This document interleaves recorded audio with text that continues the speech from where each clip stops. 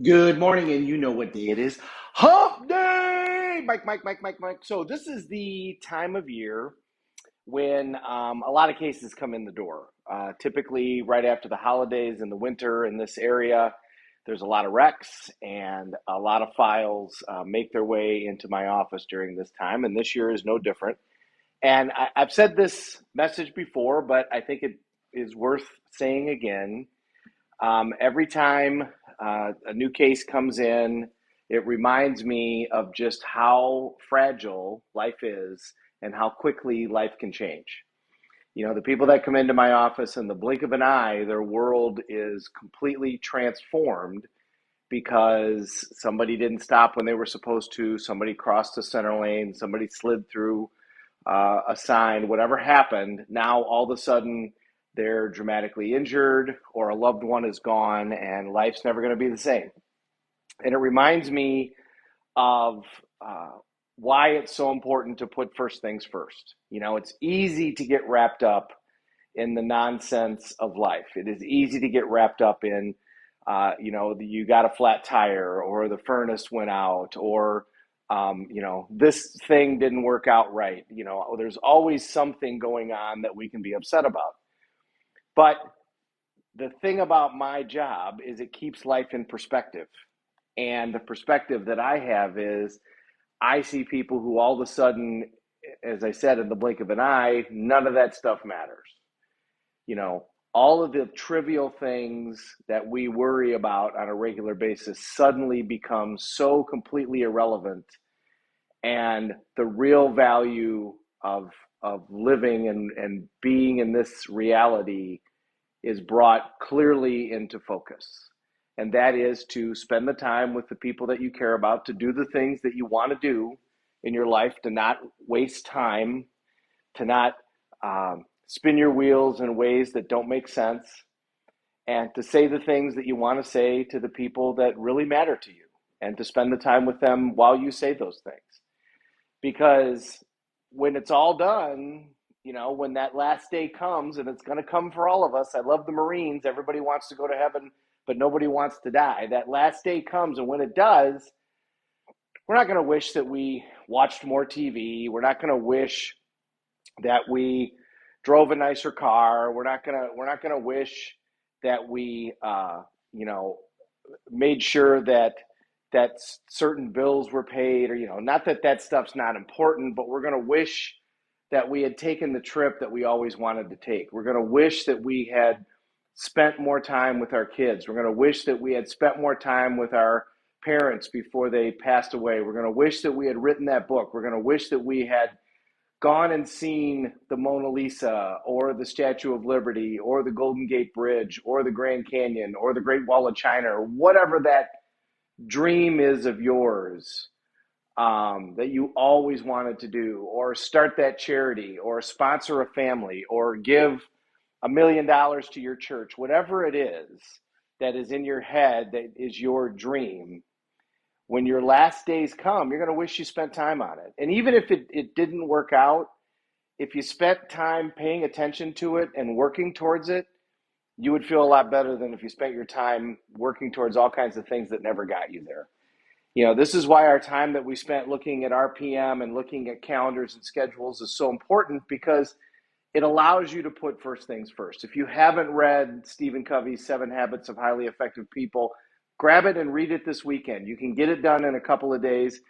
It is worth it because it is a system that gets you to prioritize your life and to put the things that you want to do ahead of it. I, of course, use the Tony Robbins RPM, and actually, if you go on Apple, you can download a talk that he gave on how to do RPM for free, or I think it maybe cost $1 or something. It was at a Date with Destiny, and he started at like 2 in the morning and went through his entire system.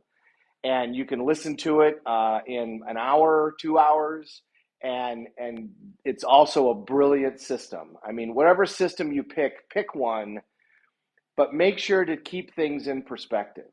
As I said, my job is such an honor to get to do, to guide people through these processes that I get to represent them on. But it benefits me so much because when I go home at night, I'm like, if something bad happens, the water gets shut off or the furnace, whatever. Okay, that's not the result that I was looking for, but is it the end of the world? No. And getting to do these Tony Robbins events that I get to do, where I'm talking to people literally all over the world, all in one Zoom room, I get to chat with people from everywhere. Such a blessing. And to listen to what they deal with. And the reality is we all have the same problems. We all have the same fears. We're all doing the same thing.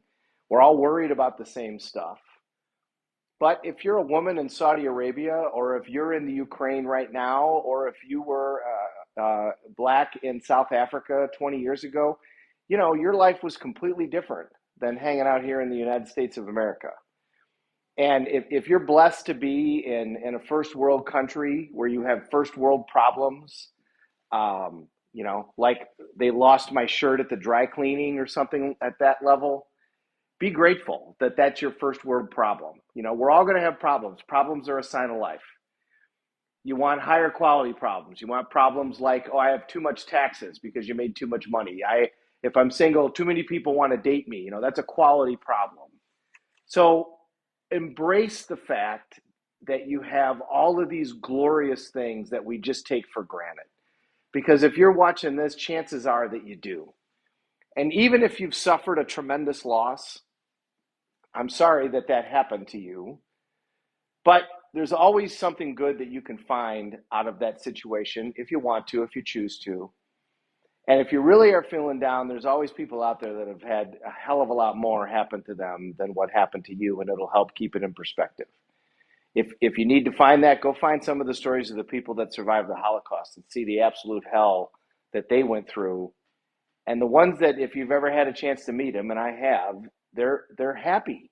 They're happy about their life. They don't go around and badmouth things, and they're not full of hate. They're full of gratefulness and love that they made it, and they get a chance to tell the story. The people that were in the towers on 9/11 and the people on the airplanes, the one that landed in Pennsylvania or Ohio or wherever it landed, they had a chance to call loved ones. And they didn't call and say, make sure you kill the people that did this. That wasn't their message. All they wanted to do was tell the people they cared about that they cared about them. That's it. That's all they wanted to do.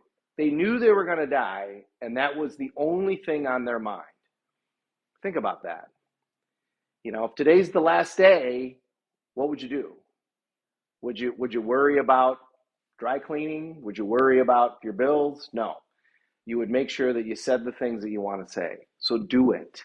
Take the time to put that stuff first so that when the last day does come, you can look and sit in that rocking chair, hopefully when you're 142, and say, I did everything that I came here to do.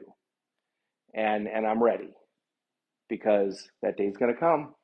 So kind of a somber message on our gloomy, rainy day. We got a bad storm coming here in Northwest Illinois. I'm going to say hi to everybody. Mr. Dakin, great to see you. Valerie, great to see you as always. Mr. Drehobel, congratulations on your kid rolling a 300. That was spectacular, amazing. Becky, thank you. Mr. Metz, great to see you, brother. Katie, did you do your cold plunge yet? I've been following that. That seems pretty impressive. Cheryl Stam, oh my goodness, please say hi to great Uncle Lair. I miss you guys. I thought about you at Christmas this year as I was hanging out with Katie out in Santa Monica. I hope all is great. Ruth Robinson, great to see you. And Janet, great to see you too. Have an awesome day, everybody. Thank you so much for watching. We're all in this together. Let's take care of each other.